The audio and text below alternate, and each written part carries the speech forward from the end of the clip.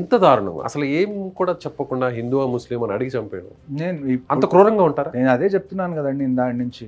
దీనికి religious angle లేదు అని అనుకోవడం మన తప్పు. ప్రతి టెర్రరిస్ట్ వాడిని చిన్నప్పటి నుంచి వాడి బ్రెయిన్ వాష్ చేసే క్రమంలో వాడికి చెప్పేది ఏంటంటే హిందూ నీ ఎనిమి, హిందూ నీ ఎనిమి, హిందూ నీ ఎనిమి అని.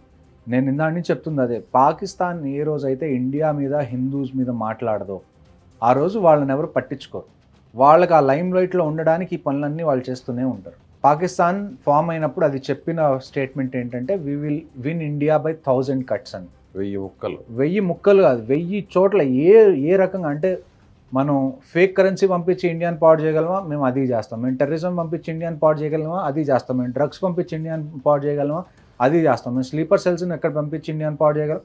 వాళ్ళు ఒక్క ఛాన్స్ కూడా మిమ్మల్ని డ్యామేజ్ చేయడానికి వదలట్లేదు. మీరెందుకు why do you have to be so diplomatic all the time?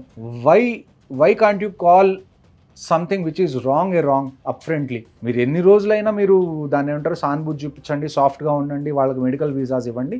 This is what they are going to do to you continuously. వాళ్ళ ఎగ్జిస్టెన్స్ వచ్చిందే మిమ్మల్ని నాశనం చేయడం కోసం. ఇండియా అనేది 1947లో ఫామ్ అవ్వలేదు. ఇండియా అనేది it has been here for thousands and thousands of years. మీకు వేరే వాళ్ళకి ఇబ్బంది పెట్టాలని చెప్పి మీకు ఏమీ అది లేదు మీ మైండ్లో.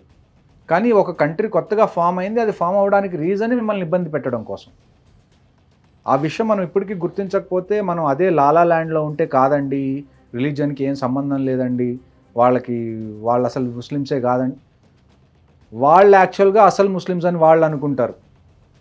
మీరు ముస్లిమ్స్ కాదని మిమ్మల్ని అంటారు ఇలాంటి మాటలు మాట్లాడితే వాళ్ళు.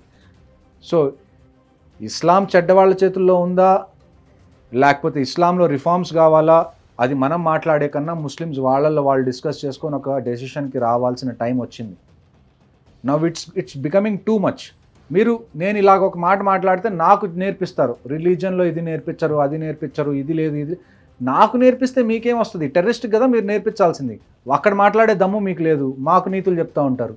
That is not how it is going to work every single time. So ఫైనల్గా ఇలాంటి టెర్రరిజం అనేది లేకుండా చేయాలంటే ఏం చెప్తారు, ఏం చేయాలంటారు? టెర్రరిజం నేను ఒకవేళ మీకు చెప్పాను అనుకోండి టెర్రరిజం అనేది ఉండదు అని, నేను నాకు అబద్ధం చెప్పుకుంటున్నట్టే మీకు అబద్ధం. మరి కంట్రోల్ చేయాలంటే ఎలా? ఇలాంటి ఇన్సిడెంట్స్ జరుగుతూనే ఉంటాయి. కంట్రోల్ చేయాలంటే నేను చెప్పాను కదండి, ఎక్కువగా టెర్రరిస్ట్ ఎక్కడ యాక్టివిటీస్ జరుగుతాయి మనకి కాశ్మీర్లో జరుగుతాయి. So at the end it's Kashmiris public's response which is going to change things. మనం ఇక్కడ ఎంత చించుకున్నా కానీ మనకు తెలిసిన విషయమే ఇది. లోకల్ సపోర్ట్ అనేది లేకుండా ఇంత పెద్ద ఆపరేషన్స్ అనేవి జరగవు ఎట్టి పరిస్థితుల్లో. కాశ్మీరీస్ బయటకు వచ్చి ఎవరైతే వాళ్ళకి సపోర్ట్ చేస్తున్నారో వాళ్ళని బాయ్కాట్ చేయడమో, లేకపోతే వాళ్ళ గురించి ఫోర్సెస్కి చెప్పడమో